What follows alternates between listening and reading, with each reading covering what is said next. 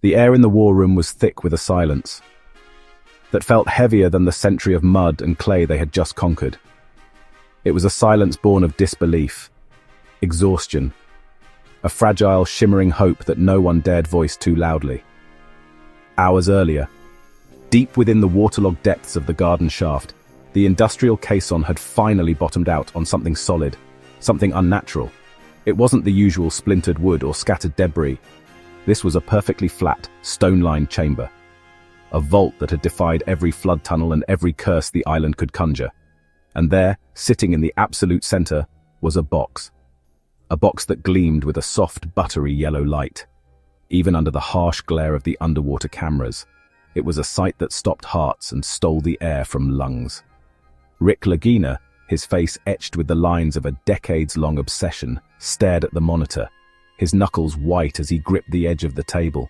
He barely blinked, his gaze fixed on the impossible object that had just surfaced from the depths. The team had worked with a surgeon's precision, a slow, agonizing process of extraction.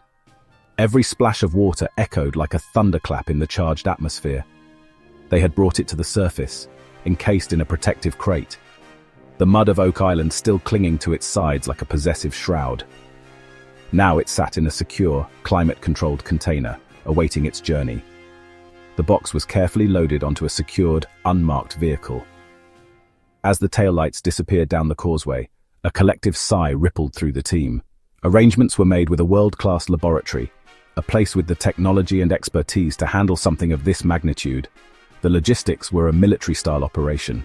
The Lagina brothers and their core team waited in a nearby hotel. Every phone call made their hearts leap.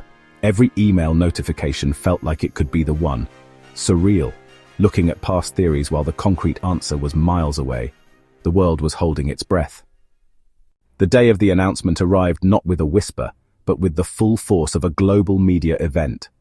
The press conference was held in a grand hall at the Canadian Museum of History. The room was packed to the rafters with journalists, photographers, television crews. At the front of the room, a long table was draped in black cloth. Seated at the center of the panel were Rick and Marty Lagina. Then the lead archaeologist took the podium with calm authority.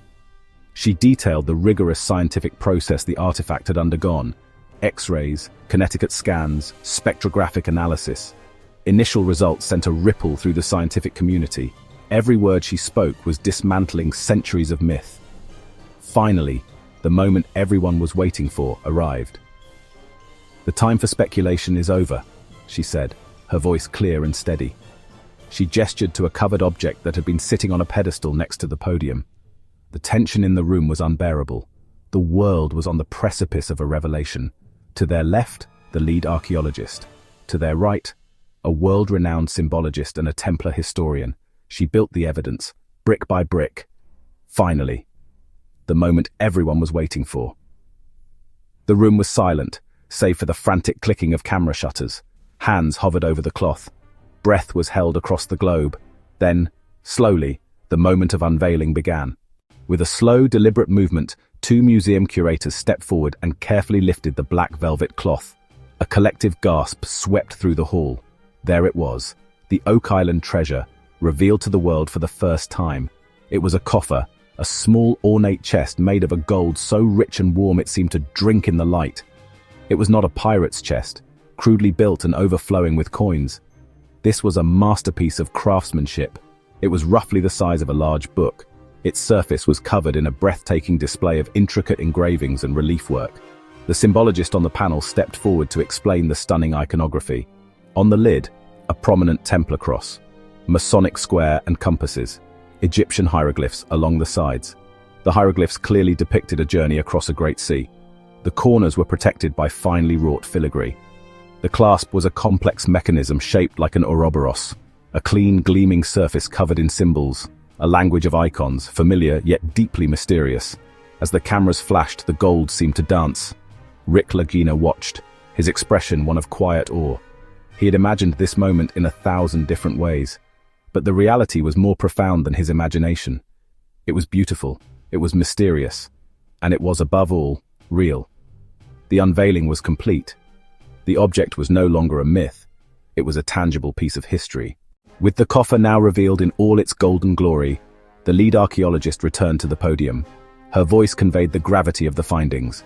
Through exhaustive analysis, she began comparative iconography, metallurgical fingerprinting, that traced the gold to known 13th century European sources.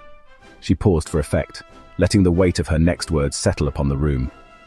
This coffer is a genuine creation of the Knights Templar, dating specifically to the years following the fall of Acre in 1291. It is, without question, one of the most significant historical finds of the modern era. She explained the team used a specially designed robotic arm to open the delicate clasp. This allowed access without risking damage to the ancient documents within. What we found inside was not gold bullion nor precious gems, but something infinitely more valuable to historians. She projected a high-resolution image onto the large screen behind her. It showed a stack of vellum ledgers, pages filled with meticulous handwritten script. These are the secret financial records of the Templar Order. They detailed transfers of immense wealth out of Europe into a network of hidden repositories. Coded maps that corresponded to known geographic locations, including a startlingly accurate early depiction of Oak Island. This wasn't just proof of a Templar presence in North America, it was the operational playbook for their survival. The revelation sent shockwaves through academia and the public alike. Oak Island, long dismissed as a fanciful hunt, was now tied to core Western history. The secret society that financed crusades and kings had executed an escape and relocation plan. The money pit was not for money, but a vault designed to protect the records, the ultimate historical and financial prize. A secret now finally come to light. It rewrote headlines and reoriented entire fields of study. We can confirm without any doubt that this artifact is a 13th century Templar coffer of incalculable significance. And the greatest treasure was what we found inside. The complete, secret financial ledgers and land deeds of the Knights Templar. The ledgers detailed the vast global assets and operations of the Templar Order at the moment of their downfall. But what is it worth? The lead appraiser stepped forward to provide a breakdown. He began with the coffer itself. Based on weight, purity, and current market price of gold, the raw material value of the coffer is approximately $5 million. But that was merely the starting point. It was like valuing the Mona Lisa based on the cost of its canvas and paint. As a one-of-a-kind masterpiece of 13th century Templar craftsmanship, its artistic premium is immense. There is nothing else like it in any museum or private collection in the world. We conservatively estimate the artistic premium in the range of $45 million, bringing the box alone to roughly $50 million. The true heart of the valuation, however, lay within the coffer's contents. These are not copies, they are the original, secret ledgers of the Knights Templar. Based on precedent for documents that rewrote history, their value is incalculable. We have placed a valuation of $150 million on the ledgers. The $5 million in gold, the $45 million in artistic value, and the $150 million in historical document value. We have therefore placed a total conservative valuation on the Oak Island discovery at $200 million. The number hung in the air, immense and almost abstract. It was a fortune, but it was also a landmark, a headline that the world could understand. $200 million. The documents will alter legal, historical, and academic narratives for generations. Museums will build new exhibits. Historians will write new books. But beyond the numbers, it was a human story of vindication and dedication. It has shattered every record for a treasure discovery. As the staggering $200 million valuation was announced, the cameras instinctively focused on Rick Lagina. He did not pump his fist in the air or break into a wide grin. Instead, he sat very still, his head slightly bowed. A single tear traced a path down his cheek. Marty reached over and placed a hand on Rick's shoulder. This was not boisterous celebration. It was quiet vindication. He thought of Dan Blankenship and the other old-timers who passed the dream on. Men who died never seeing this day. In this moment of triumph, Rick's thoughts were with them. The two brothers shared a look, a silent communication spanning long, difficult years.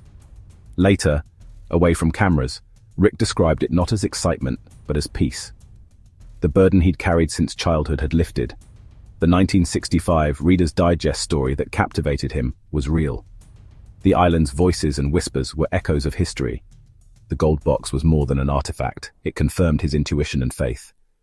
The discovery of the Templar coffer did more than just solve a mystery. It closed a chapter of folklore and opened a new, thrilling chapter of history. The name Oak Island was instantly transformed. From romantic obsession to world historical landmark, museums will build new exhibits, historians will write new books. The ledgers will be studied for decades, their coded messages and financial secrets slowly yielding new insights.